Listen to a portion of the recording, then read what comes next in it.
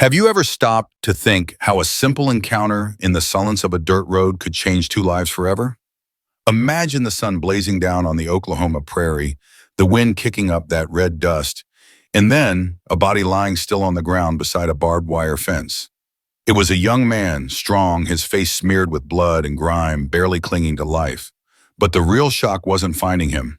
The true shock was when a lone 20-year-old woman, pregnant and dirt poor, decided to risk everything to save that stranger.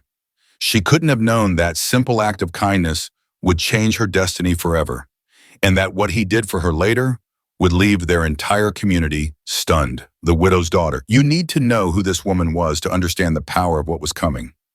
Her name was Helen, barely 20, with fair skin that burned easily under the dusty prairie sun, and long hair always tied back with a blue ribbon. She lived alone in a small shack made of clapboard and tar paper just outside the tiny settlement of Maple Creek, Oklahoma. This was a time of kerosene lamps flickering at sunset and a wood-burning stove where pinto beans simmered all day. There was no luxury, only silence and an old radio that crackled more than it played music. Helen was up before the dawn. She built the fire, brewed coffee strained through a cloth, and her belly already prominent, swept the tiny porch to settle the dust. Every movement was a prayer that things would work out. She had been engaged.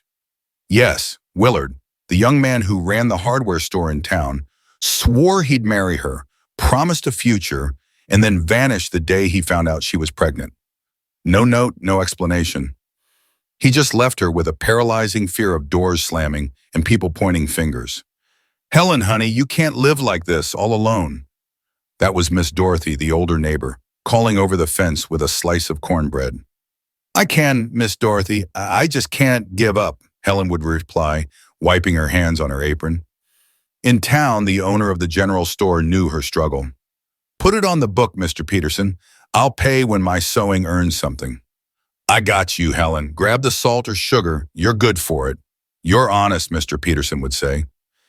That's how she survived, hand sewing for the women of the village, mending hems, sewing buttons onto farmers' shirts, doing small embroidery on handkerchiefs. Actually, keep this detail in mind. A simple blue handkerchief Helen embroidered one sleepless night. That handkerchief will return later in a way you won't expect. In the late afternoons, Helen would sit on the doorstep and talk quietly to her baby. "Hang in there, my love. Mama's learning to be strong." And the prairie wind would answer, carrying the scent of dry earth and crushed grass, as if nature itself was trying to cradle this girl woman so she wouldn't fall apart completely. Young as she was, Helen knew what it felt like to be looked down on. People whispered at the market. They pointed at her belly and said, "Poor thing," but never offered a hand. She learned to walk with dry eyes, only letting the tears fall when no one was watching. It was a silent resistance, a quiet courage made up of small daily actions: boiling water, mending fabric, walking the dirt road without hanging her head. The man by the fence. On this particular day, the day our story begins, she had left early to gather herbs with old Mr. Jenkins, a simple man who knew the swamp plants. She needed mallow and copaiba leaves for a tea to calm her morning sickness. She returned by the fence-line shortcut, the one locals avoided because of the tall weeds and loose wire. The sun was directly overhead, and the dust clung to her face like a second skin. "Be careful of that shortcut, girl," Mr. Jenkins had warned just before she left. "I will. God guides me," she replied, touching her belly. She was thinking of the future with a mix of fear and stubbornness. She had no money, but she had discipline. No nearby family, but she had faith. And she also had a feeling that grew with the baby, the certainty that dignity isn't borrowed, it's earned every day, by sweeping the porch, paying your debts, and holding on to the one thing no one can take: your honesty. When she got near the fence, her world stopped. First, she heard the low, broken moan. Then she saw the body, a young man still strong lying on his side, his shirt ripped, dark blood mixed with dirt clinging to his skin as if life was silently draining away. For a moment, Helen thought about running back, but her heart told her to stay. "Mister, can you hear me?" The man didn't respond. His breath was shallow. His chest rose and fell slowly, stubbornly, like a fighter struggling not to lose consciousness. She looked around. No one. She looked up at the sky, asked for courage, remembered the blue ribbon in her hair, pulled it off and tied it tightly around his arm to staunch one of the cuts. She pulled his heavy body as best she could, her back screaming, thinking, if I leave him, he dies. If I hold on, maybe we both live. I'm telling you this step by step because it's vital you see who Helen was before this happened. A girl the world tried to break, who learned to be tough without losing her kindness. And there was more. As she dragged the man toward the shade of an old oak tree, her dress hiked up and a piece of blue cloth fell from her pocket. The same handkerchief I mentioned earlier. Helen quickly tucked it back, unaware of the significance this small detail would hold when the truth finally surfaced. Now you know this young woman's isolation and courage. You know where the strength to act came from. In the next part, I'll reveal who the fallen man was and why fate chose to bring them together right there on that silent, dusty afternoon. Tell me in the comments, what state are you watching this story from? I really want to know where you're joining us from. Miguel, the broken man. Helen's heart was still racing as she knelt beside the man.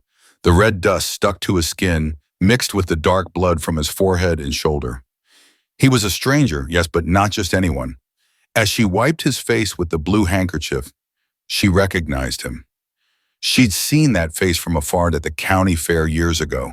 Mike Carter, the farmer who once had big land, fine cattle, and respect in the county. Back then, everyone talked about him, young, handsome, strong, always building fences or riding his horse with an elegant trot. But now, before her, Mike looked like a ghost of his former self. His beard was overgrown, his shirt ripped, his muscles marked not just by labor, but by recent violence. He was a man broken by life, fallen not only to the ground, but into disgrace. "Mister, can you hear me?" Helen repeated, gently shaking him. His lips moved almost soundlessly. "Water!" Helen looked around. The road was deserted, the sun brutal. She ran to the nearby trickle of a stream, filled the wooden cup she used for her herbs, and hurried back, stumbling. She held the water to his lips. Mike took a gulp, coughed hard, and slowly his eyes opened. Deep brown eyes that seemed to carry a weight Helen couldn't explain.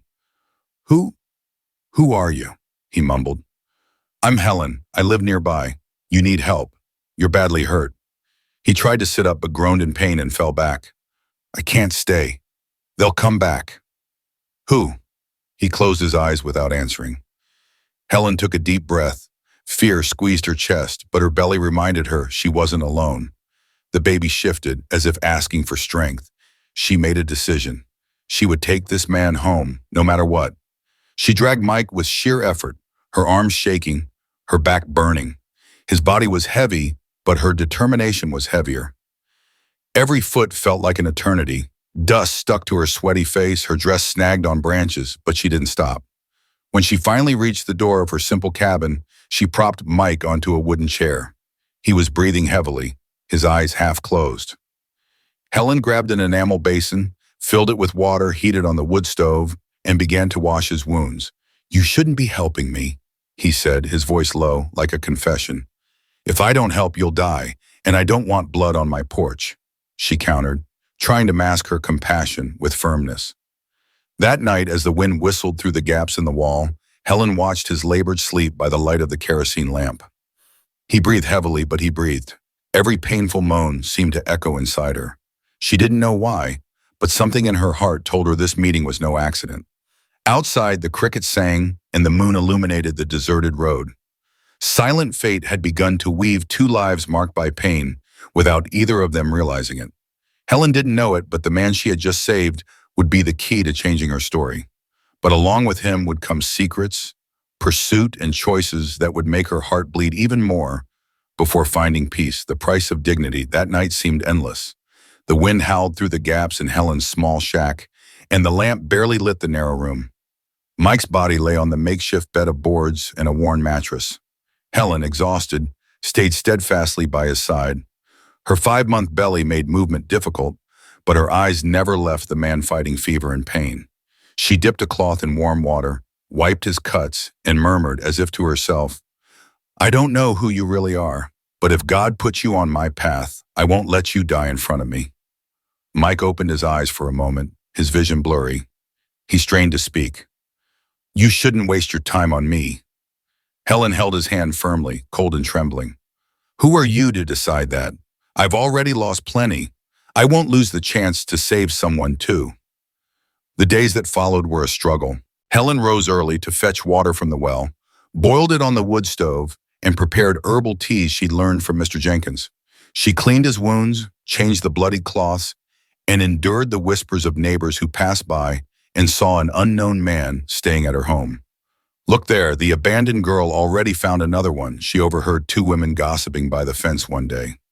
Helen felt her face flush with shame, but she raised her chin and kept walking. She had no more space in her heart for humiliation. Mike, though weak, noticed the situation. He tried to stand and leave, but fell back heavily. Helen rushed to steady him before he hit his head. You can't leave now. You'll end up dead on the side of the road. I don't want to bring you trouble. I have enough trouble already. Now get well, because I'm not burying any man in my yard. There was harshness in her voice, but also something deeper, a compassion Mike hadn't seen in a long time. Lying there, looking at the ceiling, he realized this simple, pregnant, and lonely woman had a strength that impressed him more than anything. Helen, in turn, as she cleaned his wounds and saw the worker's muscles up close, realized this man wasn't like the others who had scorned her. There was pain in his eyes, but also a quiet dignity. On the coldest nights, she covered Mike with her thickest quilt, even if she had only a thin sheet for herself. And when the fever made him delirious, Helen would whisper, "Hush, you're not alone. I know what it's like to be left behind too." Time seemed to drag. The simple life of the farm demanded she care for the house, the animals, and now a near helpless stranger. But no matter how heavy the burden, Helen felt something different growing in her chest, as if this weight wasn't hers alone. For the first time in a long time, she had someone to share the loneliness with, even if that someone was hovering between life and death. And that is the point where our story takes an unexpected turn. Because saving someone isn't just about giving shelter or medicine. Sometimes saving someone means opening your heart to a pain that isn't just your own. If you like following stories that show the harsh reality of the old times and how suffering molded people's destinies, please hit the like button, because much more is about to happen here. The Deal on the Prairie. I remember it as if it were now. The first ray of sun cut through the crooked window of the shack just as the early morning fog lifted. The lamp still burned low, and the kettle on the wood stove hissed softly, spreading the scent of sweet herbs through the room. I stood there in silence, watching the man, his breath short, his skin burning with fever. The neighbor's rooster crowed far away. That's when he moved his head, as if trying to return from a dark place, and opened his eyes. "Where am I?" His voice was raspy, scratching. Helen approached slowly, the cup of water in her hands. "In a simple person's house. Mine. You collapsed near the fence." He stared, confused. His deep brown eyes took a moment to adjust to the light. "You brought me all the way here?" "I did. You were bleeding." She answered, wetting the cloth and gently touching his forehead. "Drink some." Mike lifted the water to his lips, but his hand trembled too much. Helen held the cup along with his, and for a second, their fingers touched. It was a simple gesture that has said more than any long sentence. He drank slowly, breathed deeper, and for the first time took in the room. The clapboard walls, the swept floor, an old trunk in the corner, the sewing machine with the blue cloth folded over it. "I didn't deserve this," he murmured. "You don't even know me." Helen corrected him with gentle firmness. "It's Helen, and you don't need to deserve it for me to prevent a pointless death on my land." He tried to sit up, but groaned. The cut on his shoulder pulled his skin like a hot poker. "Stay down," she said, resting her hand on his broad chest. "The wound is closed, but it could open again. What if they come back?" Anxiety cut off his sentence. "Who?" He fell silent. His eyes darted to the door, as if expecting a shadow to cross the threshold at any moment. Helen sensed his fear, but kept her questions for later. She picked up the blue handkerchief, the embroidered one I told you about, and tightened the knot she had tied for the dressing on his arm. "This is going to sting a bit." "Let it sting," he said without complaining. "I've been stung by worse." The silence that followed wasn't empty. It was the kind of silence that seems to weave two lives together inside out. The fire crackled in the wood stove. A bird tapped the window and flew off. Mike's fever finally began to break with the herbal tea, and it was only then that he asked, "Why did you do this for me?" Helen breathed in, looked at her belly, passed her hand over the fabric. "Because I needed someone to offer me a hand once. And they didn't, that's all." He looked at the outline of her belly. There was no judgment in his gaze, only respect. "The baby's father isn't with me anymore." She cut in, not harshly, but definitively. "In this house, we don't waste time on cowards." Mike nodded like someone gathering his own story to tell later. "My name is Mike Carter," he said at last. "I had land, cattle, people who trusted me. And now," he swallowed hard, "now I have a body that's been beaten and a word I can still give." Helen didn't smile, but her eyes softened. "A word still counts." "Then listen to mine," he spoke, with an effort that seemed to come from his core. "I won't forget what you did. I truly won't. And I'm going to make this right." The promise hung in the air, beating against the wooden ceiling. He had nothing in his pockets, no coin, no land title, only a husky voice and a look that suggested a man still standing, even while lying down. The rest of the morning passed slowly. Helen mashed some sweet potatoes, prepared a thin broth with salt and herbs, and brought it to him in an enamel bowl. "Eat, it's not much, but it'll sustain you." Mike carefully took the spoon, as if eating required strength. "It's good, better than a lot I've had lately," he said sincerely, and returned to his meal. Outside, two riders passed by. A voice yelled from the road, "Hello, the house! Seen a tall fellow, ripped shirt, pass through here?" Helen quickly signaled Mike to stay silent, put the bowl on the floor, adjusted her apron, and went to the door. "No, sir, haven't seen anyone. This is just a seamstress's house." "If you hear anything, let the general store know," the man insisted, the saddle creaking. "There's people looking for him." "Yes, sir, God bless," she said calmly, closing the door. When she turned back, Mike was watching her with a mix of gratitude and astonishment. "Why did you lie?" "Because some questions, if you answer them, open the gate for trouble to walk in, and I have enough guests for today." He smiled slightly, the smile of a man who hadn't smiled in a long time. "You're a brave one, Helen." "No, I just learned not to be afraid of folks who make noise. The ones who do real damage usually arrive in silence."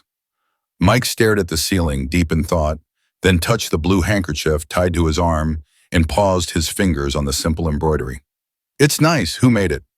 "I did, to remind me that even simple things can decorate life." "Then hold on to that handkerchief," he said quietly. "When I can, I'll give it back to you right." That was how the first words settled between them. Few, necessary, without frills. I saw a silent pact being born there, written not on paper but in action. She cared for him, he promised. Behind it, a thread of fate, pulling them both toward a place neither of them imagined. It wasn't love yet. It was recognition. It was respect. It was the feeling that even when fallen, they could still get up, even if it was one step at a time. The shame of the land. The following days were slow, almost dragging. The sun rose red over the rolling hills, the rooster crowed, and Helen was already up, tending the fire, the simple food, and the clothes she washed in the stream. Inside the house, Mike was regaining strength. The fever was gone, the cuts were healing, but his gaze remained shadowed, as if he carried a burden too heavy to release. Helen noticed. Sitting at the table, sewing the hem of a skirt for Miss Dorothy, she watched him from the corner of her eye. Mike ate in silence, chewing slowly, always looking down. Each spoonful seemed to bring back a bitter memory. One afternoon, she decided to break the quiet. "You said you used to own a farm, didn't you?" she asked carefully. Mike looked up. His eyes had seen more loss than any man should. "I did. I had land, cattle, people working for me. I was respected." "What happened?" Helen risked, bowing her head slightly. He took a long time to answer, as if each word was a wound being opened again. "Too much trust, Helen. I put everything in the wrong hands. My partner, a man named Otis Tate, stole from me little by little. Falsified papers, fabricated debts. By the time I realized it, I was buried in debts that weren't mine." He breathed deeply and clenched his fist on the table. One day I woke up with nothing. The cattle were gone, the house sold, and I was left with only this body and the shame. Helen dropped her sewing into her lap and looked at him intently. But shame for what, Mike? If you were tricked, the mistake wasn't yours. He shook his head. A man without land in those days wasn't a man. He was just another drifter on the road. The silence returned, heavier. Helen's heart ached because she understood.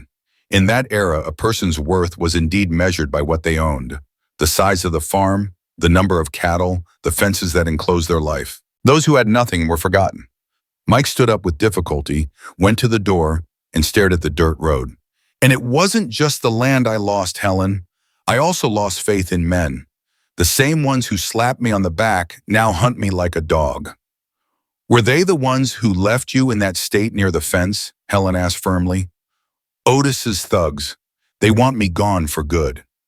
She held her breath, looked at her belly, thought of the child she carried, and still didn't back down. If they want to erase you, they won't do it in here. As long as you're under my roof, they won't touch you. Mike turned to her surprised. Why risk so much, Helen? Isn't the struggle to survive enough for you? She sighed and answered simply, like someone speaking a fearless truth. Because I know what it's like to be left alone when I needed help the most, and I won't do the same to you. The words hung in the air, piercing Mike's heart like an arrow. For the first time in a long time, he didn't feel like just a defeated man. He felt that someone still saw value in him. Outside, the sky was turning golden, and the neighbors' horses crossed the road, kicking up dust. Life seemed hard as always, but inside that little shack, two wounded souls were beginning to recognize each other's pain. And now I ask you, could you live in a time when losing your land meant losing your very identity? Tell me in the comments. I really want to know. The births of courage, their shared life found a new rhythm. Mike could now stand up, walk to the porch, and chop kindling slowly. Helen, her 7-month belly round beneath her simple dress, kept the house alive, sweeping, cooking, sewing. The pregnancy showed not only in her body but in her way of speaking. Paused, protective, as if asking the world's permission to continue. On a white sky afternoon, after washing clothes at the creek, she came back more tired than usual. She sat on the step, breathing short, her hand resting on her belly. Mike, who was sharpening the blade of a worn hunting knife, noticed her pale face. Everything all right? He asked bluntly. Just tired. The weight gets heavier every day, she replied with a faint smile. He moved his chair closer, awkward, trying to find the right distance not to intrude yet still care. Let me fetch the water tomorrow. You rest. And what will you tell the neighbors? She countered, a lightness in her voice. That a wounded man became my hired hand? That a wounded man learned debt, Mike corrected, and owes the one who saved him. Helen laughed, but the laugh caught in her throat. She shrugged. This child's father just disappeared. He doesn't owe a debt because a man who doesn't stay doesn't owe, right? Mike took a long time to answer. The wind rattled the clothesline. The blue handkerchief swayed. A man who leaves does owe. He owes his word. The word is what holds a house upright, he stated firmly. She ran her hand over her belly as if smoothing out a thought. I had a layette started, dreams embroidered point by point late at night. When he left, I unpicked half. I kept the rest out of stubbornness. Show me, Mike requested, in a tone that didn't want to stir up old pain, but wanted to understand the ground they stood on. Helen brought a cloth-wrapped bundle from the trunk. She opened it slowly. Inside was a raw cotton blanket, 2 tiny little undershirts, a pair of crooked, crocheted booties. I made it all by lamplight. My eyes burned, but my hands learned, she said without pride. Mike touched the blanket with his rough, careful fingers. Some things are born crooked and are beautiful just the same, he commented. And they both understood he wasn't just talking about the booties. The next day, he insisted on walking her to Mrs. Yolanda's house, the community midwife. The dirt road was straight, but every one of Helen's steps was measured. You don't have to, she said. I know the way. I know it too, but I want to give back some of the courage I found inside your door, Mike replied. Mrs. Yolanda, small and firm, received Helen with a motherly hug. Girl, you're working too hard. Your body needs shade, not sun, she warned after examining her, a warm hand on her belly. The baby's fine, but you need to rest. Lemon balm tea at night and no lifting anything heavy. Mike nodded like an obedient student. I'll carry the heavy things, he said, glancing at Helen, who pretended not to notice his care to avoid awkwardness. On the way back, they stopped by the edge of the swamp. A sudden wave of nausea crossed Helen's face. The wind had shifted, and with it came a late afternoon sickness.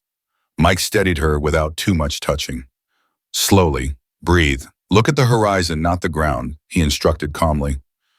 Where did you get that gentle way, she asked, already feeling better. From herding nervous cattle. An animal knows when you're centered, people do too. That night, Mike started carving a piece of wood he'd found in the shed. Helen watched him, curious. What are you making? A little rocking cradle. I don't have many tools, but my arm helps. You don't have to. She tried to cut him off, almost in self-defense. I don't want you to feel obligated. It's not an obligation, it's repair, he answered without looking up. Some things you repair with your hands, others with time. Days passed. The gossip about the man in the lonely woman's house grew, but something else was forming inside, a quiet respect. Helen spoke little of the past, but one rainy night, as the roof dripped into a bucket, making sad music, she shared the essential details. His name was Willard. He promised the world, promised he'd take me away from here, promised he'd give our son his name. The day I told him I was pregnant, he said he'd come back with the marriage license. He never did. Mike closed his eyes for a moment, like someone swallowing a jagged piece of regret. I wish I could tell you that doesn't happen, but it does. It happened with my land. They promised to protect it and took everything. The difference is my loss had no witness. I was left with the shame, he confessed. Shame weighs more than well water. He took a step closer, respecting the distance. The shame isn't yours. The one who turned his back should carry it. People don't see it that way, she murmured. Then we have to learn to live without people. He finished with the simplicity of someone who had lost the applause and discovered he was still breathing. Helen's belly grew. Mike took on the routine of building the fire, bringing wood, fetching water. When two nosy riders passed by, Helen stayed inside, and he answered from the porch. Only a seamstress lives here. No one argued with a broad-shouldered man, even a wounded one. In return, Helen sewed him a new shirt of coarse cotton, each stitch aligned like a prayer. Hold still, or it'll come out crooked, she'd complain with a hint of tenderness.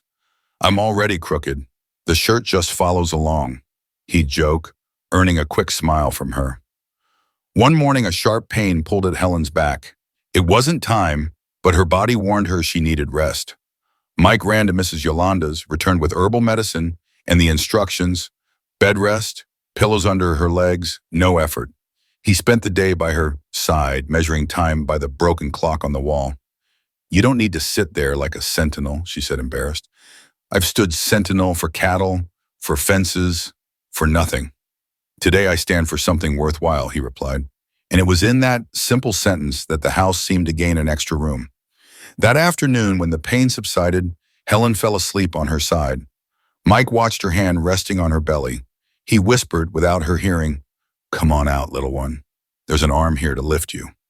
The cradle was taking shape. It wasn't perfect, but it rocked smoothly. On the headboard, Mike carved a design of a stalk of corn and a sun with his knife. Why corn? Helen asked, tracing the relief with her finger. Because corn is a promise of harvest, and the sun is what dries the tears. The following week, he showed up with a handful of coins. Where did you get this? She asked, surprised. I did some repair work at Mr. Peterson's store. Fixed a shelf, adjusted a scraping door. He paid me little, but he paid. You didn't need to. Yes, I did. A house eats, and we can't live on wind. Helen wanted to refuse out of pride. Then she took a breath and put the money in an empty matchbox. I'm keeping track of everything. When you have your life back, I'll return it. Don't return anything, Mike cut in, serious. This isn't a loan. It's the beginning of what I'm still going to do for you. She wanted to ask what, but didn't. She realized in that moment that a bigger promise was hidden behind his words, a gesture that was being prepared in silence. like the cradle in the corner of the room. And she understood too that her pregnancy was no longer an isolated burden. It was a path that now had two sets of footsteps. As dusk settled, Helen sat on the porch, her belly visible, the blue ribbon once again in her hair. Mike sat beside her, sanding the edges of the cradle. The wind carried the scent of rain. Far off, a heavy cloud was rising. The world's hardships continued. The neighbors talked. The thugs circled. Money was tight. But there, in those smooth boards and those calloused hands, was a new certainty. What would be born, the child, the house, the courage, would no longer carry the weight of loneliness.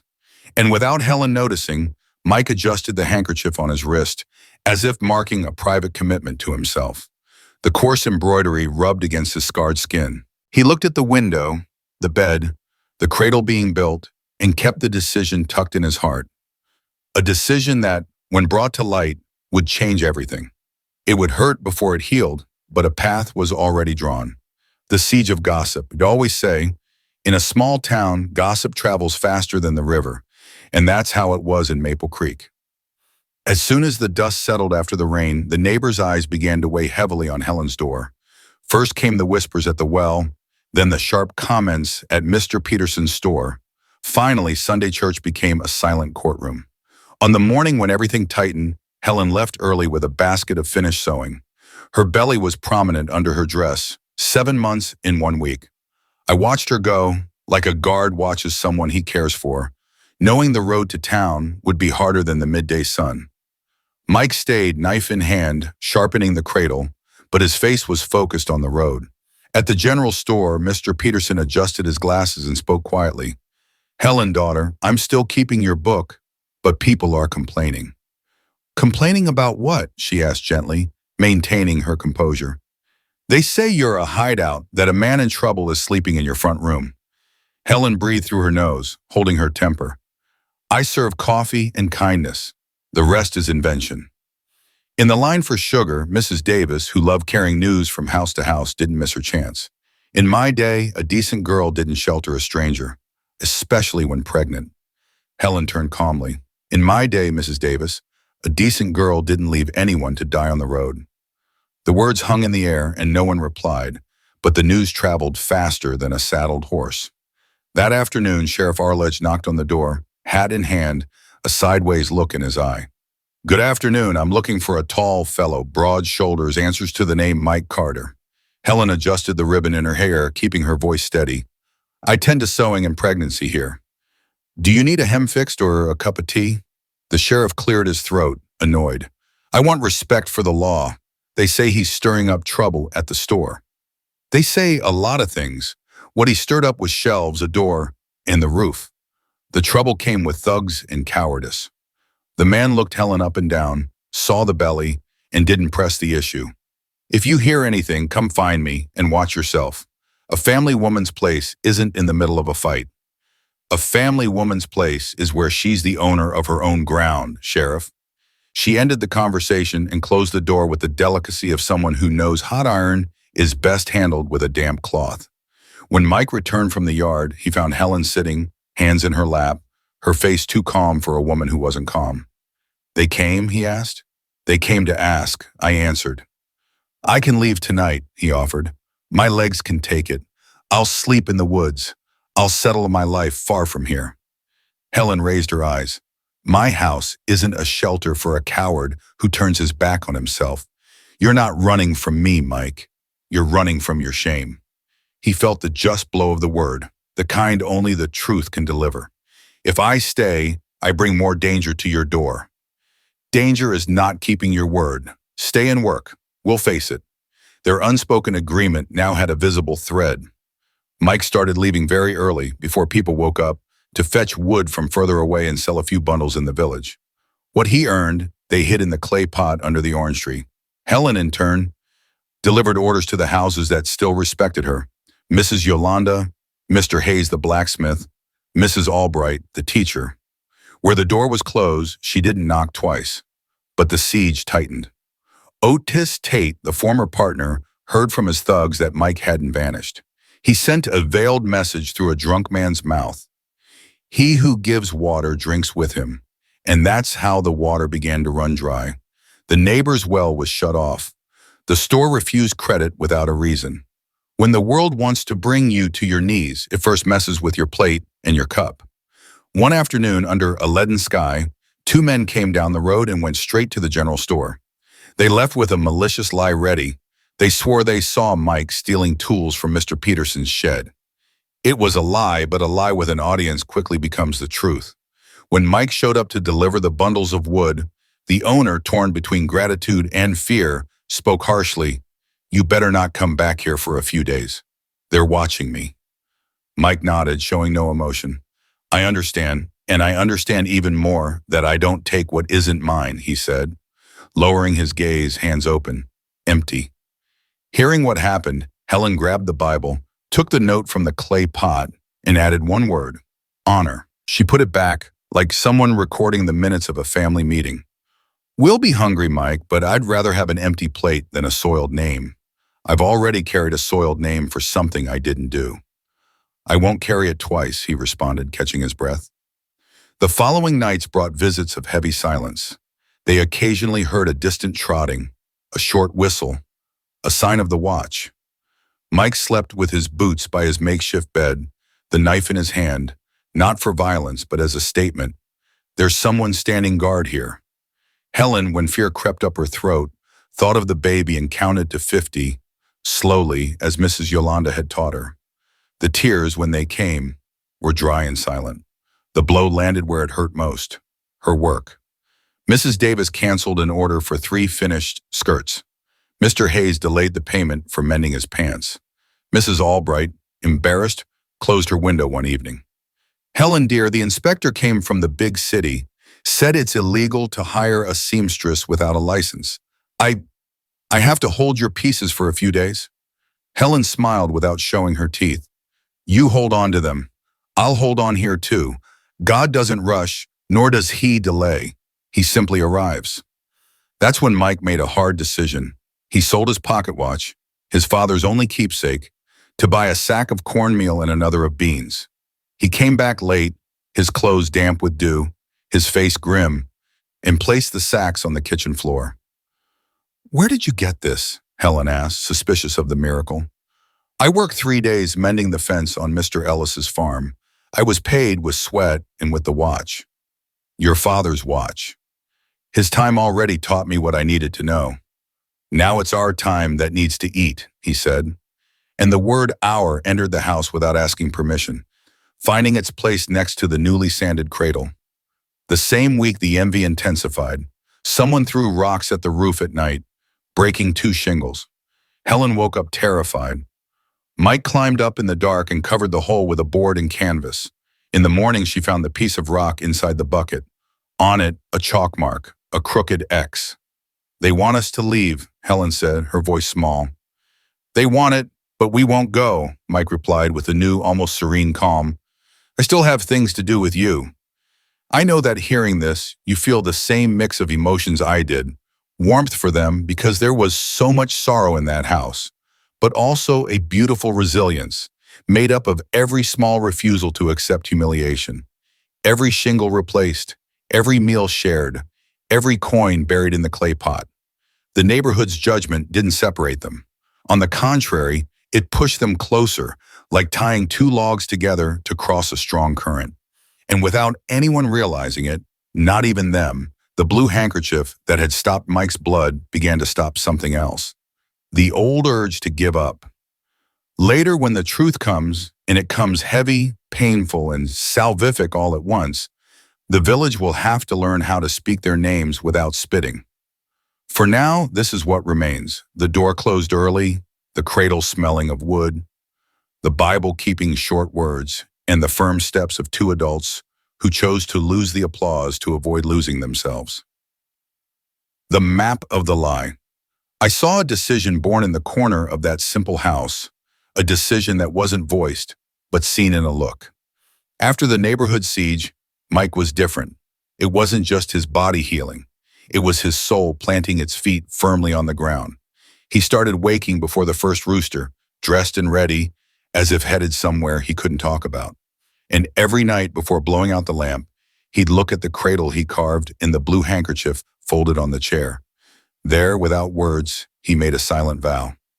"You're quieter than usual," Helen commented one morning while stirring the grits. "A quiet man learns to hear where the fence gives way," he replied, serving himself half the portion. "And I'm listening." "Listening to what?" "The sound of the world moving." He started with small rectifications. He fixed Mr. Peterson's gate without charging, returned a borrowed hammer no one remembered, gave back a sack of cornmeal they had mistakenly given him extra. Words circulated in the village that Mike Carter might have lost his land, but he hasn't lost his mind. It was a small beginning, but it was a direction. In the late afternoons when the sun was low, Mike would disappear down the back road, carrying a bundle in his sack. Old documents, a notebook, a borrowed fountain pen. He went to Mr. Wallace's notary's office in the next town over and asked to see old records. He wanted to re-examine deeds, dates, signatures. "You don't have the right to that," the clerk grumbled on his first visit. "Only with a lawyer." "Then tell me the name of a lawyer who isn't afraid of thugs," Mike countered softly. On the third trip, Mr. Douglas, a small lawyer with round glasses, agreed to listen. "Proving fraud is like picking up ants in the rain," he warned. "But there is a trail here." "I don't need a miracle, sir. I need a start," Mike said, pulling the few coins from his pocket. "I'll pay the rest with work." At home, Helen noticed the constrained absences and the returns with road dust on his shoulders. She wanted to ask, bit back the doubt, and chose to trust. She had learned the hard way that promises are broken by too many words. She took care of what was hers, her body, the baby, the house. But Mike started taking care of what was theirs without saying it already was. One cold night he arrived late, smelling of paper and ink. He brought a roll of rough, cheap, but whole cloth. "What's this for?" Helen asked, puzzled. "For blankets. Sometimes the rain gets in where you don't see it. Better to have too much cloth than too little cover," he replied, slightly embarrassed to bring a gift. "It's too much," she objected, her hand already feeling the cost. "It's little. The much will come later," he let slip, like someone who dropped a secret and covered it with his foot. Mike also made amends on another front. Mrs. Yolanda, the midwife, started visiting more often, always in the late afternoon, like an old friend. "That man understands silence," she whispered to Helen once. "He doesn't talk, but he walks like he protects." "And does he protect?" Helen asked, measuring her own courage against the midwife's hands. "He does, and he sees clearly where the road is rough." Sheriff Arledge appeared again. "I hear you're messing with paper," he said, leaning on the doorframe. "Paper can stir up a hornet's nest." Mike looked him straight in the eye without insolence. "It does, but a hornet's nest inside the law has to learn to fly straight." "You like pretty phrases, Mike. Be careful not to trip over them," the sheriff warned.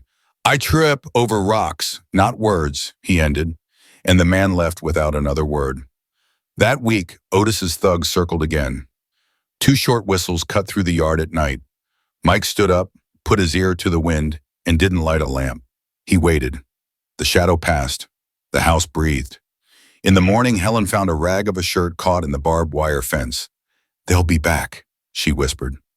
"They will," he confirmed, "and when they come back, we won't be in the same place." It didn't mean flight. It meant preparation. Mike taught Helen to jam the door with a wooden wedge from the inside, to blow out the lamp from the bottom up so it wouldn't leave a trace of smoke, to hang a small bell hidden on the latch to tinkle if someone forced it. They're simple things that save people. Meanwhile, by day, he expanded his network of small, right favors. He fixed Mrs. Albright's coffee grinder, straightened Mr. Hayes's wagon, fetched wood for Miss Dorothy. He asked for nothing in return. At night, he wrote in large script, dates, names, witness statements. Slowly, he built a map of the lie that had taken him down. "Do you really believe this world can be turned around with paper?" Helen asked one night, pointing to the documents. "The world? No," Mike said. "But a man's name can, sometimes. And when it does, hunger respects the door." She nodded, running her hand over her belly. "I don't want riches. I want them to knock on our door and say, 'Excuse me.'" "That's what I'm promising," he replied. "Promising to me?" "Promising to myself," he corrected, because the true promise couldn't be spoken aloud yet. One Sunday, Mike went to the empty church. He stood in the last pew, head bowed, rough hands resting, as if asking permission. When he left, he had a small note from the pastor with two names: an uncle who was willing to testify about Otis's fraud, and a former ranch hand who had seen the papers switched in the office. It was little, but it was enough for the next step. And then came the gesture that only someone who truly cares can make without fanfare. Mike quietly sold the few good tools he still had, trading them for things that don't generate talk but sustain life: kerosene, salt, string, coarse sugar. He didn't tell her to protect Helen's pride. He just slowly filled the pantry shelf, like someone preparing a house to receive both a storm and a birth. One warm afternoon, Helen caught Mike standing in front of the cradle, his hand flat on the carved headboard. He was thinking out loud, unintentionally. If things go bad, the cradle stays. If things go right, we stay in it too. What could go wrong? She asked firmly. Rushing, he answered, returning to the present. And I won't rush. That was when she realized the unsaid promise had a shape. He was going to give Helen something no one gives back: the right to walk with her head high. It wasn't a marriage proposal yet, not a grand declaration. It was the silent construction of a clean name, a taller roof, a place on the map where the child would have a surname of courage. That night, before sleep, Mike folded the blue handkerchief and tied it around his own wrist. What's that for? Helen smiled, curious. So I don't forget I owe a reckoning. When I untie it, it'll be because I've kept my word, he said, and laid down on his makeshift bed with the quiet certainty of someone who chose a destiny and is walking toward it. The world outside remained unfair. Otis was still powerful, the neighbors suspicious, and the law often favored the powerful. But inside that house, injustice was starting to lose ground to a small, stubborn effort. Rebuilding honor with wood, paper, and silence. The promise remained unnamed, and that's precisely why it counted. The knock of danger, the peace they invented inside that little house, was made of small things: one less leak, a loaf of bread, a shared silence. But peace in those times was a luxury that didn't stay long on the shelf. And it was on a hot afternoon, the sky still, that danger returned, not as gossip, but as a cloud of dust kicked up by horses' hooves at the front door. I first saw the shock on Helen's face, then the way Mike straightened his back, not to intimidate, but to signal that this place had an owner. Two men dismounted without ceremony. They were the same ones who had cornered Mike by the fence before. Jess, thin, snake-eyed, and Sparky, heavy-armed, a crooked smile. The leather of the saddles creaked like grinding teeth. Afternoon, seamstress, Jess spat aside. I see you've taken a liking to harboring trash. Helen kept her voice clear without raising her tone. I shelter the bleeding. Those who make people bleed move on. Sparky chuckled. Sheltering a thief, are we? I hear your protege is messing with notary papers. Paper, ma'am, catches fire easily. Mike took a step, placing himself between them and the door. His shoulder still ached, but his spirit was whole. Fire only catches where there's dry tinder, he said without moving. And there's no tinder of lies in here. So you're like Saint Michael, are you? Jess taunted. Fall off your horse and turn into a miracle. Otis wants you far from the city, the notary, and his people. Otis wants a lot of things, Mike replied. I wanted my land back too. Didn't make it fly back to me. The air grew heavy. They could hear the buzzing of flies and the clink of metal as Sparky tapped his ring against the barbed wire fence. It was a game. Provoke until someone loses their temper. Helen realized this, pulled the old Bible inside, and left it open on the table, the note with the accounts visible, as if telling herself, I have ground to stand on. Get out of the way, girl, Jess ordered. This is men's talk. Helen held her apron with both hands, stopping them from trembling. I live here. Everything that comes through this door is my business. Sparky took 2 steps, brushing his shoulder against Mike. Either you disappear, or we disappear you, he whispered so close that his foul breath grazed Mike's skin. Mike didn't flinch. I left once, pushed. Coming back was a choice, and a choice doesn't get unmade by shouting. Jess made a move to grab Mike's collar. That's when the small bell, hidden on the latch that Mike had taught Helen about, tinkled its warning. The two thugs looked around, suspicious. At that very moment, Sheriff Arledge's voice cut in from the road, dry and unhurried. "What a nice little gathering. Whose birthday is it?" The sheriff appeared on horseback, hat low, hand on his gun belt, but no fanfare. He looked first at Otis's men, then glanced at Mike. Finally, his eyes rested on Helen, her belly firm against her dress. "Long visit in a small place makes for trouble," he commented. "If you have a warrant from the court, show me. If it's just talk, move along." Jess tried to summon his courage but couldn't find it. He ground his teeth. "Otis's justice doesn't use paper, Sheriff." "Then it's not justice," the sheriff cut in. "It's a threat, and a threat in my county gets you a night in the cell." There was a knife-sharp silence. Sparky and Jess looked at each other, spat on the ground, and mounted their horses, spurring them away. The trotting faded, and with it, the air returned to the house.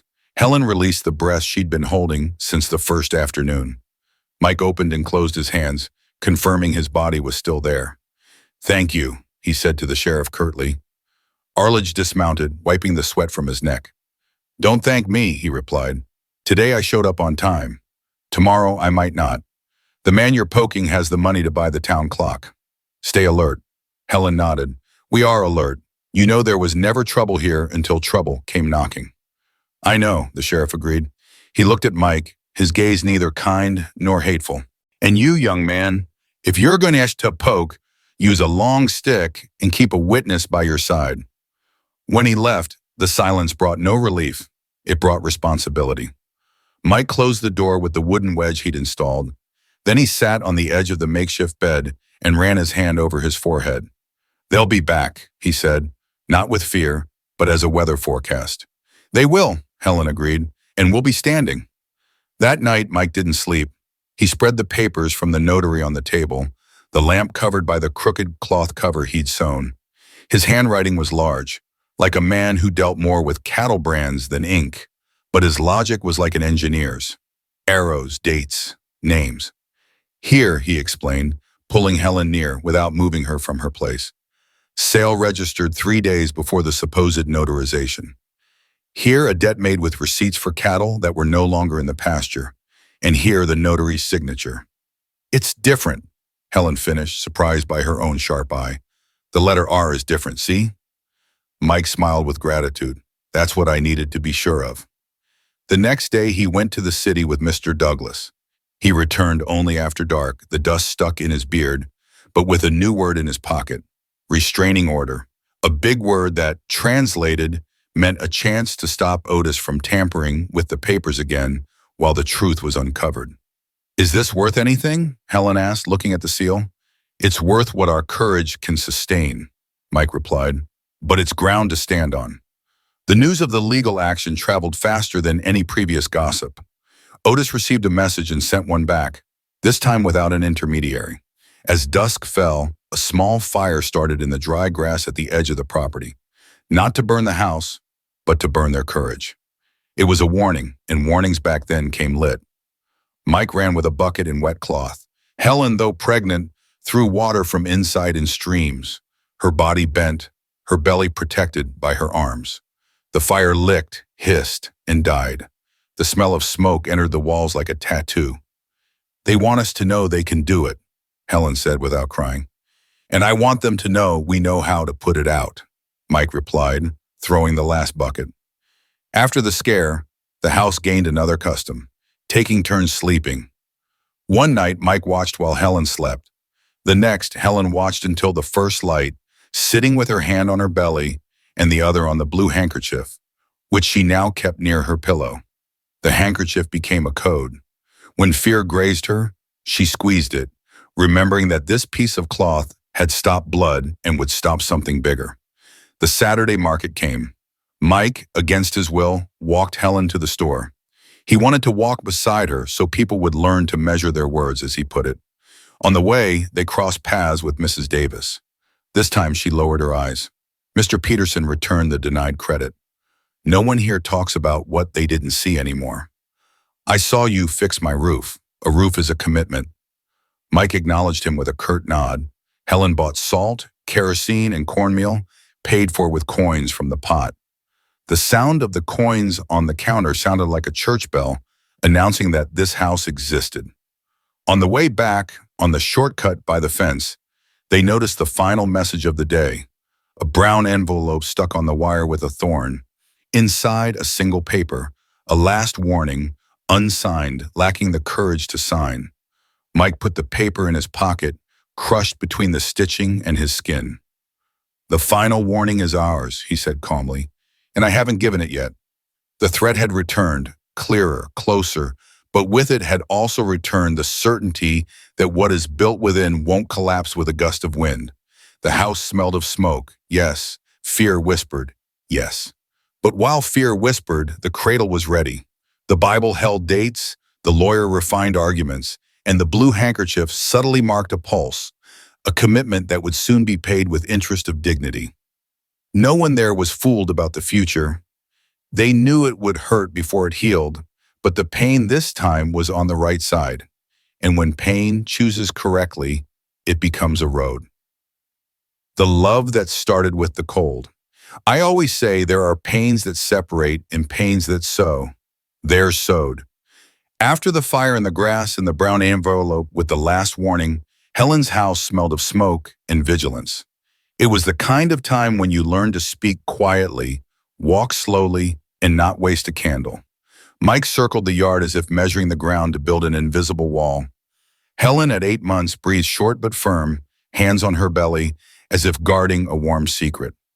That week, the sky turned leaden, and the wind sang a lonely song through the cracks. In the late afternoon, Helen felt a deep ache in her back, a pressure that came and went, different from ordinary fatigue. She leaned against the door frame, her face pale. "Did that hurt?" Mike noticed before she said anything. "It hurt, but it'll pass." She tried to minimize it, but her hand instinctively reached for the blue handkerchief on the chair. The pain returned, longer. Mike didn't ask again. He grabbed his hat, ran to Mrs. Yolanda's house with the pace of a running horse, and returned in the rain with the midwife in a cloak, her leather bag pressed to her chest. The old woman examined Helen with the eyes of someone who understands bodies more than books. "It's not time, but the scare wants to take hold," she said, adjusting pillows, raising Helen's feet. "You'll need calm, warm tea and good words. Good words sustain more than broth on a cold day." Mike stayed by her side, not interfering, learning the simple commands. Boil water, breathe in, change the cloths. For every one of Mrs. Yolanda's orders, he answered yes, like signing a document. "Look at me, girl," the midwife asked Helen, firm. "The pain will knock on the door, and you'll tell it this house has an owner. Not today." Helen nodded, her eyes glistening. "Not today," she repeated softly, clutching the handkerchief. The night was long but not cruel. Between one contraction and the next, the rain eased, and the lamp cast a gentle glow on the ceiling. Mike didn't leave. When the pain came, he counted, "Breathe in, 1, 2, 3, let go, 1, 2, 3. And his own chest obeyed, so hers would remember the rhythm. In the early morning, Helen's body settled down. It wasn't time yet. Mrs. Yolanda smiled faintly. "This child knows how to wait. But you, man, you need to learn another prayer besides counting." "What is it?" Mike, eyes tired, wanted to know. "The prayer of kindness, a word that touches without the hand," she said, putting her bag away. "You two have the weight of the world on your shoulders. Share it." When the sun rose, the village was already gossiping a different story. Helen almost lost the baby. Mr. Peterson appeared quietly, left a quart of milk on the windowsill, and returned, seeking no credit. Mrs. Albright sent a small bundle of newspaper to light the fire, all folded and organized. Amidst the general malice, there were small loyalties that kept the roof over the heads of the righteous. Mike, however, had one more animal to tame, his own guilt. He spent the day silent, sharpening the knife for no reason but the sound. In the afternoon, he mustered the courage. "I thought I was going to lose you both," he said, staring at the floor, the word both sounding natural, unplanned. Helen raised her face. "Life has already taken too much from me." "It won't take this," she answered simply. "But I can't manage this alone." "Neither can I," he admitted, and that "neither can I" opened a door that was missing in the house. The next day before sunrise, Mike went to the notary's office with Mr. Douglas. He returned late, mud stuck to his boots, his face as serious as when he wrestled a strong steer. He sat at the table, opened the Bible to the note, and in his large handwriting wrote two more words, "Witnesses heard."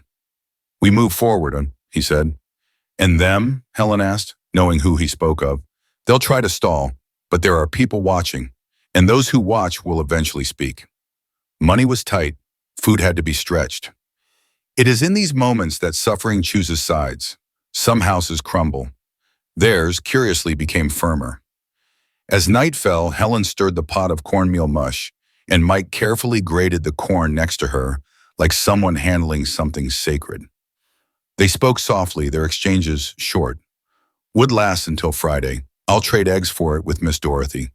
Kerosene will last. If we conserve it, it will last." And in the middle of the accounting, a pause to say a real good night, looking each other in the eye unhurriedly. The thugs started circling again, but something had changed. They didn't find it open fear at the door. They saw exhaustion. They saw resolve. They saw a man who slept little and a woman whose heavy body kept the floor swept, and a prayer on her lips. One night, Jess threw a small stone at the roof like a child looking for a fight.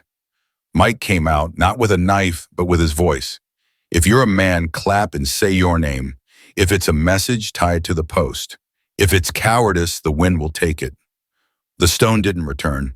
On Sunday, in the absence of church, they sat on the porch.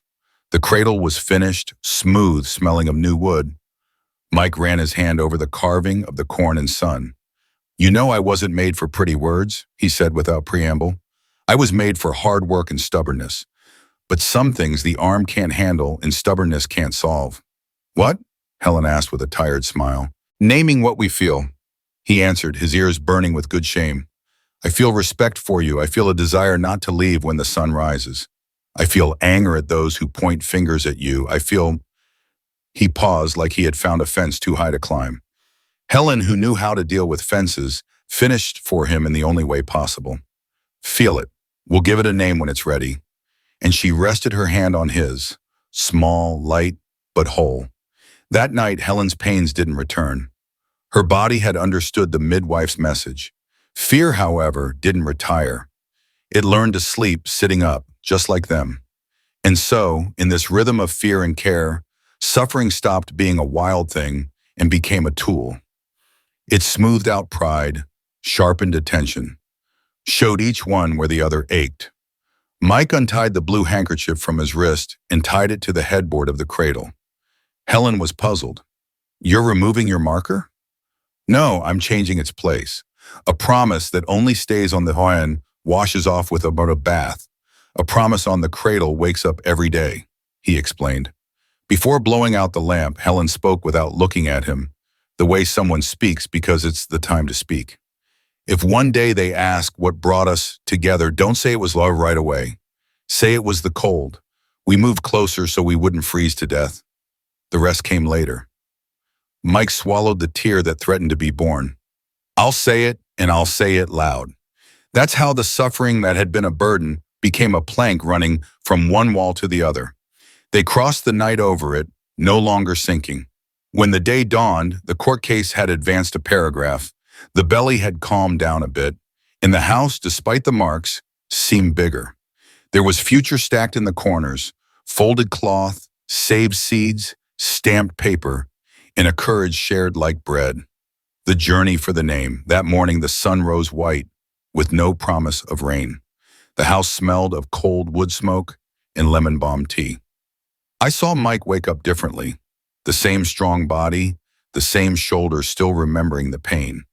But his eyes carried a new weight, the kind of weight a person takes on when they make a decision and don't turn back. He stood still for a moment before the cradle, his hand flat on the corn and sun carving, and then carefully folded the blue handkerchief like someone folding a map. "Helen," he called out, using the voice he used when the topic was about manhood and the future. She was sitting on the edge of the bed, slowly combing her hair, her 8-month belly rounding out her dress. "I'm here. I have to go," he said without preamble. The word cut the air like a good knife. Helen stopped the comb mid-strand. There was no crisis, just the silence of someone who already knows pain and is measuring if they can endure a little more. Go where? To what's missing, to the rest of the fight. He took a breath. The lawyer got the judge to look at the papers, but without two witnesses, we lose from exhaustion. One lives in Eva View, the other in Santa Rita Colony. They won't come here, even if we beg. I'm the one who has to go. Helen lowered her eyes to her belly, as if consulting the one not yet born. It's far. It's a few days on the road, maybe 2 weeks. I'll be back before your time come. Mike held the word back as if anchoring it to the ground. And I'm not going just for me. I'm going for your name, for the little one's name. She stood calmly, put away the comb, and straightened the ribbon in her hair. Her face was serene, but her fingers trembled on her apron. Promise me one thing? 2, if you want. Don't promise, do. And she put the blue handkerchief in his hand. Take it. When you take it out of your pocket, let it be because you kept your word. Mike nodded, his dark eyes moist, his whole body saying, I understand. He tied the handkerchief around his wrist, a firm knot, and breathed deeper, like putting on an invisible armor. I'll leave instructions written down for what needs to be done every day, he said, already moving. Wood is cut and stacked in the shed. The door wedge is good. If they come asking questions, don't open. If the pain gets bad, send for Mrs. Yolanda. I've prepaid her for 3 visits, and the money is in the clay pot. I traded what I could for beans and cornmeal. There's salt and kerosene for 20 nights. He smiled faintly. In our faith, that stretches further than a drying sheet at midday. Before noon, they passed by Mr. Peterson's store. Mike paid off the outstanding book, leaving the balance at 0, like someone cleaning their name so they leave no trace of dependency. The old man understood without asking. He squeezed Mike's hand hard, the hand of a man who once had land and now had his word. Take this, Mr. Peterson said, pushing a small package wrapped in newspaper. Taffy. Long road needs a sweet taste in the mouth. They returned by the back road. At the fence shortcut, the wire was like a steel sentence. Helen, tired, stopped for a moment. If you don't come back, she risked, her voice firm on the outside, trembling within. I will come back. Mike didn't let the sentence drop. But if I'm delayed, listen, you're not alone. Talk to Sheriff Arledge if they circle. He doesn't like me, but he likes the correct paperwork. And we have the correct paperwork at home. He adjusted his bag, a change of clothes, his worn knife, the notebook, the borrowed pen, a piece of taffy, the handkerchief on his wrist. He looked again at the cradle, touched the wood like giving a blessing. I never asked the world for anything, Helen, just to let me work. They took that from me. Now I'm going to get it back. Then bring it back in your hand, but bring yourself back, whole, she replied and hugged Mike without fear, resting her belly against his chest. It was an embrace between adults who know the price of what they ask and what they give. At the gate, the farewell had no pretty words, only truth. If the night gets heavy, think of me counting to 3, he said. Breathe in, 1, 2, 3. Let go, 1, 2, 3. If the road is long, think of our cradle, she returned. Corn, and sun, harvest and morning. Mike left on foot. A horse would draw too much attention at that time. The dust rose slowly behind him, and I watched Helen shrink in the doorframe, her hand raised until he was just a speck. When the speck vanished, she lowered her hand and went inside. She swept the house, put water on the fire, checked the door wedge, opened the Bible, and wrote in neat script, Mike left, returns. She put the paper between the pages of Psalm 121, the one about lifting your eyes to the hills. The right papers. The afternoon fell windless. The village circled with its tiny eyes. Mrs. Davis passed by, pretending to look at a chicken but staring at the window. Mr. Hayes whistled softly, like asking a question without asking it. Helen kept the same measured pace. At night, she lit the lamp with the crooked cloth cover Mike had sewn and sat in the shadows, her hand on her belly. The house seemed bigger and emptier, but this time the solitude had the name of purpose. On the road, Mike faced what the outside world always reserves for those without protection. Cold rain that makes you sick, bad lodging, suspicious people. He slept 2 nights in a hayshed, another in a known drover's cabin in exchange for mending a harness. On the third day, he met a road inspector who, hearing Mike was from Maple Creek, frowned. "You're the one fighting Dr. Otis?" "I'm fighting crooked paper," Mike corrected. "Doctor or not, crooked is crooked in the law." "The law moves slow," the inspector laughed. "I know how to walk slow too," Mike replied, and continued on, his boots dirty, his conscience clean. In Iva View, he found the first witness, Mr. Abbott, an old ranch hand from Otis's office. The tough man was suspicious at first, but softened when he saw the matching dates, the flipped signatures, the sequence of receipts that didn't add up. "I saw some nasty things," he confessed, looking at the ground. "Signatures put on the wrong day, cattle counted twice on the same paper." "Sign here what you're saying?" asked Mr. Douglas, whom Mike had met at the station as arranged. "I'll sign, but you two watch your backs. Papers like this wake up a snake." "The snake is already awake," Mike replied. "Oh, it has to show itself in the light. In Santa Rita Colony, bam, the second piece of the puzzle." Mrs. Margaret, the old notary's niece, kept a notebook inherited from her uncle with a note about notarizations done off schedule as a favor to Otis. Margaret signed, stamped, cried nervously, and said a Hail Mary for them. "These people don't lose by shouting," she warned. "They lose by exhaustion." "Then we won't get exhausted," Mike returned, his hand firm despite his lack of sleep. Meanwhile, Helen held the house together. The practice pains came and went. She responded with the learned rhythm, the scent of tea, the memory of the embrace. Mrs. Yolanda visited twice, checked her pressure, adjusted the pillow, and left a small charm hidden on the shelf to calm her soul. At night, Sheriff Arledge circled from afar, not knocking, but Helen saw the silhouette of his horse cut across the yard and understood. There were eyes watching, even if it was just an official duty. On the 10th day, the bad news arrived before Mike. Jess and Sparky returned with venom on their tongues. "Your hero will come back on a mule. Otis doesn't lose lawsuits, he buys them." Jess flashed a toothless smile. Helen didn't tremble. "He who buys what isn't his sells his own soul sooner or later. And you understand that, seamstress?" Sparky scoffed. "I understand work, and work is something that doesn't fit in any man's pocket." They laughed and left, leaving dust and curses. Helen locked the door with the wedge, sat down, breathed, lit the lamp, and sewed until her finger ached, each stitch 1 minute less of dark thoughts. The house resisted one more night. When Mike finally appeared, it was at the fading of the day, thin from the road, sunburned, but whole. He carried little money and a lot of paper in his pockets. He walked in, took off his hat, dropped his bag on the floor, and placed the folder with the signatures on the table. "It's done," he said, exhausted to the bone. 2 witnesses, 2 signatures, protocol at the notary's office, and Mr. Douglas has a hearing scheduled. Helen breathed like someone returning to her own skin. She didn't cry. She knelt slowly, the weight of her belly demanding it, and rested her forehead on his chest. They stayed that way for a moment, without words, only the sound of one heart beating against the other. Then she stood and took the blue handkerchief from his hand. She untied the knot, opened the cloth, and smoothed it. "You brought it back, just like you promised." "The rest is still missing," he said without vanity. "It's missing making sure our name won't stumble at the church door, or the store, or the little one's school." "It is missing." "Yes, but tonight the house sleeps with its head on the pillow," Helen replied, and smiled for the first time without a shadow since he had left. Mike's decision wasn't just to go, it was to return with proof and purpose. The road took his soft flesh, his taffy, his rest.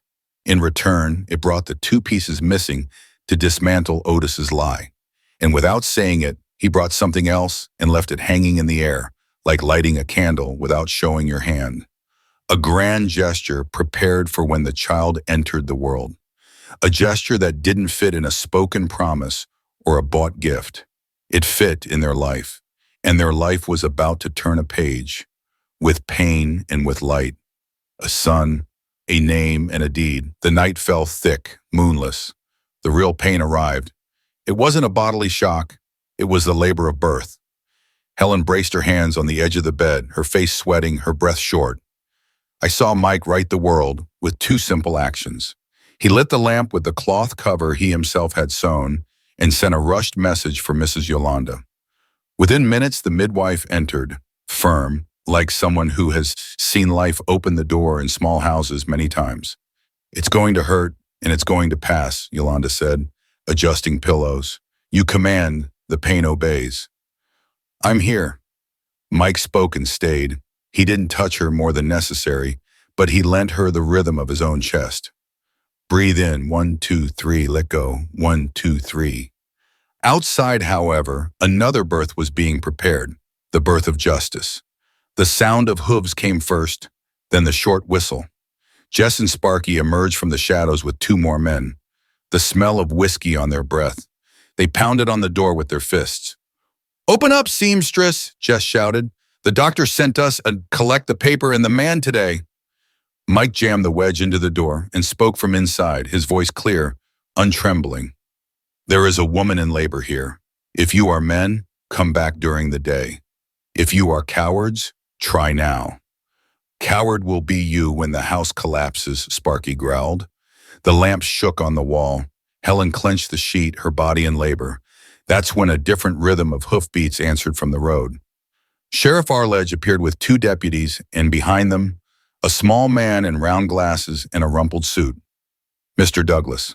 This house is under my protection, the sheriff announced, dismounting without haste. And under the order of the county judge, anyone who knocks on this door one more time will spend the night in jail. Mr. Douglas held up the stamped paper. Restraining order now on file at the courthouse. Furthermore, we have two witnesses regarding the falsification of deeds. Any action here against Mike or against this woman will be outside the law. Jess took a step back. Sparky still wanted to growl, but the glint of metal on the sheriff's belt taught him silence. They faded away, spitting curses, their shame beating at their heels. The dust settled outside. The pain intensified inside. Now it's you and me, my daughter, Mrs. Yolanda said to Helen. When it comes on strong, let it come.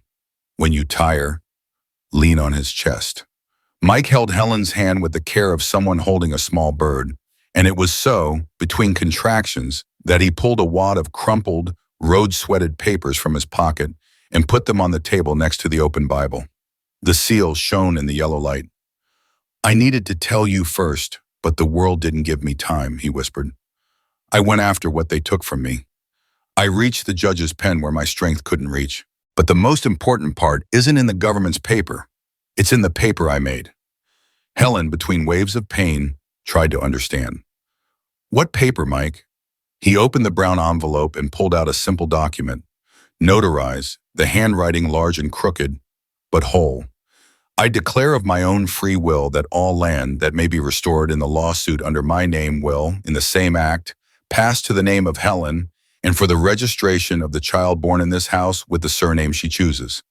There were two witnessing signatures, Mr. Peterson and Mrs. Albright. You're giving away what's yours? Helen asked, pain and astonishment dividing her face. They're trying to take my life over land, he replied, his voice low and firm. I give the land so life can raise you up. I'll rebuild my name with my arm. I'll raise yours with ground under your feet. And if you'll let me, I'll also give my last name to your son today. Right now, not out of pity, but out of choice. But peace. The house suddenly seemed vast. Mrs. Yolanda sighed, her eyes welling up. A midwife sees everything, but a gesture like this one rarely sees. The sheriff, outside the window, cleared his throat to hide the lump in his own. Outside, the posse of malice had gone. Inside, courage remained. The pain returned like a rough sea. Now, Yolanda said, push with the strength of your own story. Helen closed her eyes, sought the rhythm Mike had given her in her chest, and pushed. It was a cry that wasn't weakness. It was arrival. In an instant worth all the others, a small cry cut the air. Life. Mrs. Yolanda wrapped the baby in a clean cloth. Mike took the blue handkerchief from his wrist, the one that had stopped his blood at the fence, and asked permission. May I? You may, Helen said, and her eyes said more than her mouth. He tied the handkerchief as a soft band, placed the child in the cradle of corn and sun, and with his large, trembling hand, spoke the most serious words a man ever speaks.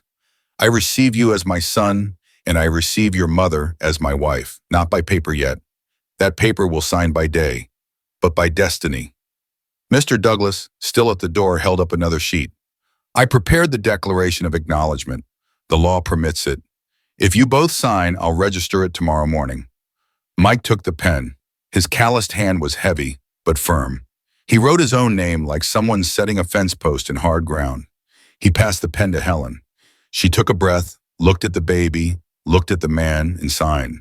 The sound of the tip scratching the paper sounded like a bell in the empty church. The sheriff approached the doorframe, respectful. I'll witness this, he said, and he signed too, silent, giving what he could. Helen, exhausted, rested against the pillow. Mike knelt beside the bed, not out of weakness, but reverence. You saved me at the fence, he said, his voice cracking. Today, I save your name. From now on, if anyone knocks on this door, they will say, excuse me. And if the land returns, your name is on top. I'll be the hired hand for whatever is yours. If it's the way to ensure you never lack the simple things, respect, bread, and a roof. She brought her hand to his face, rubbed her thumb over the dust and road marks. You're not the hired hand for what's mine. You're the owner of what you built with me. She whispered, we share this life. Outside, the wind quieted. Inside, the house was lit up in a way the lamp couldn't explain. It was as if the blue handkerchief, now a band of beginning, had tied in a single knot the stopped blood and the offered surname, the lost land and the ground restored, the shame that had once weighed and the dignity that rose right there. It was an ending and a beginning in the same minute. The village would have much to say later. Otis, too, the legal fight would continue. I won't hide the hard parts from you, but in that small clapboard room, what mattered was settled. The man who had fallen at the fence raised the woman who saved him, and he did it the way the world understands. With paper, with witnesses, with action, with a name and with love. And I tell you without fear of exaggeration, if there had been a bell in the church at that hour, it would have rung by itself. Because there are events that let the whole town know, even without seeing, that something that cannot be bought or taken has just been born. A family. The final reckoning, the dawn arrived soft, smelling of fresh coffee and new wood. The house was filled with the silence of respect, the kind that follows a battle won in the deep night. The cradle of corn and sun rocked gently, and the blue handkerchief, now a band of beginning, held the little one's first breath in its fabric. Helen, pale and serene, looked at the window as if giving thanks. Mike quietly swept the yard, his big body performing a small gesture, as if sweeping away the last dust of the past. Today is the day, he said, entering with his hat in his hand. Helen understood without asking. Mr. Douglas had scheduled the court hearing to confirm the temporary orders and hear the witnesses. It was time for the paper to speak louder than the gossip. Mrs. Yolanda arrived early, blessed the house, fixed Helen's hair, and promised to stay with the baby. Go. I'll guard the life you brought into the world, she said firmly. At the county courthouse, the hallway smelled of ink, dust, and nerves.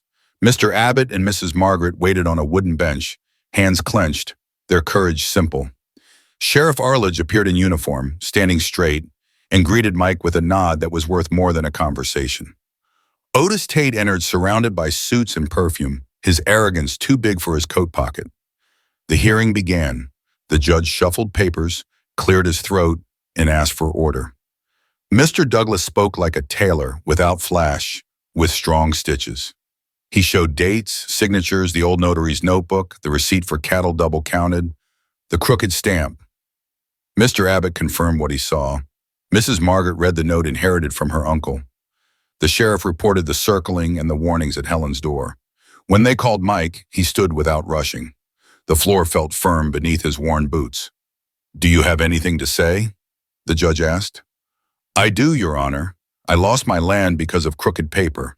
I tried to get it back by shouting and lost more. This time I came back with the right paper. If the law is the same for the man with the cattle and the man with the arms, I only ask that you write down what happened, he answered without raising his voice. Otis tried to smile scornfully, but the room no longer belonged to him. Mr. Douglas presented the final envelope, Mike's registered declaration, immediately transferring any future rights to Helen and the child. The judge read it slowly, raised his eyes, and for a moment the window light seemed to intensify. This confirms something this court rarely sees: reparation that begins before the sentence, he said and slammed the seal down. The silence turned into a collective sigh of relief. Sheriff Arledge took notes. Mr. Abbott wiped the sweat from his forehead. Mrs. Margaret whispered a final Hail Mary. Otis, red-faced, tried to move for an appeal, but the judge's words were brief. This woman's house is under protection. Any act of coercion results in imprisonment. As for the fraud case, the proceedings continue. And he stamped the paper again, like driving a stake into the ground. When they left, the sun had returned to being the sun. At the courthouse door, Mr. Peterson was waiting with a small sack of flour and a toothless smile. I told you a fixed roof is a commitment. Thank you. Mike shook his hand, and that was a quiet absolution for the hard days. They returned slowly. Arriving home, Mrs. Yolanda smiled with the baby in her arms and put him back in the cradle, a strand of hair stuck to the blue handkerchief. Helen, tired, sat on the edge of the bed. Mike placed his hat on the table, took the stamped copy from his pocket, and handed it to her. It's written, he said, almost a whisper. And what isn't? Helen asked, her eyes shining. What isn't written, we live, he replied. If you want, live it with me. She didn't cry out loud. She cried the way people who have endured the world cry. Head down, hand on her heart, taking a deep breath. Then she stood, pulled out the old Bible, opened it to the page where she had once written, Mike left returns. She picked up the pencil and below, in firm script, wrote, returned, stayed. The following days repositioned the village. Mrs. Davis came with cornbread and a crooked apology. Helen accepted the cake and let the apology fall before the threshold. Mrs. Albright brought a book of stories to read aloud on windy afternoons. Mr. Hayes showed up with a new hinge for the cupboard. No charge, he said, and left. Respect returned to the door like someone asking permission. Everyone now said, excuse me. On their first morning off, Mike took Helen to the edge of the property and hammered a new stake into the ground with his own hands. On the wood, below the sun and the corn, he carved two simple words, our home. It's not to divide us from the world, he explained, dirt up to his forearm. It's to remind us. When the wind blows, we read it. When the wind blows, we read it, she repeated with a smile that needed no excuse for existing. In the afternoon, the cradle creaked softly, and the house breathed the way houses with owners breathe through every crack. Sheriff Arledge passed on the road, pretended not to see, but tipped his hat. Mr. Douglas sent word. The process was moving, and if it took time, it didn't matter. The essential was already established. One last thing remained for memory. Helen took the blue handkerchief and hung it in the window near the muslin curtain. The wind played with it, the light passed through the fabric, and for a moment it looked like a flag, not of war, but of arrival. This handkerchief stopped blood and shame, she said, running her hand over the cloth. Now it stops fear and announces what we won without asking. Mike finished. The right to exist. As the day faded, they sat on the porch. The sky was the same color as their first encounter, but inside them, nothing was the same. Mike rested his hand on the cradle. Helen rested her head on his shoulder. It wasn't the end of a movie, it was the beginning of a life. The past would still knock on the door asking for explanations. They would open, offer coffee, show the papers, point to the sleeping child and the carved wood. Then they would escort the past to the gate and return inside. I end by telling you what only those who stayed this long will understand. The pain that brought these two together wasn't a condemnation. It was a road, and a road well traveled becomes home. If you ever pass through Maple Creek and hear the soft creaking of a cradle and the flapping of a sheet on the line, know that's the house with the sign, our home, the window with the blue handkerchief, and two adults who chose each other with paper, with action, and with truth. The rest, gossip, arrogance, and threats, stayed outside. Now tell me what you thought of this story. Leave your opinion in the comments below. I really want to read it. If this plot moved you, please hit the like button and subscribe to Windswept Tales. It helps us so much to keep producing true-to-life stories that warm the heart and give courage. Share this with anyone who needs to remember that justice and love still find a way. And go ahead, click on the next story. I'll see you there for another encounter that starts with pain and ends with hope. See you soon.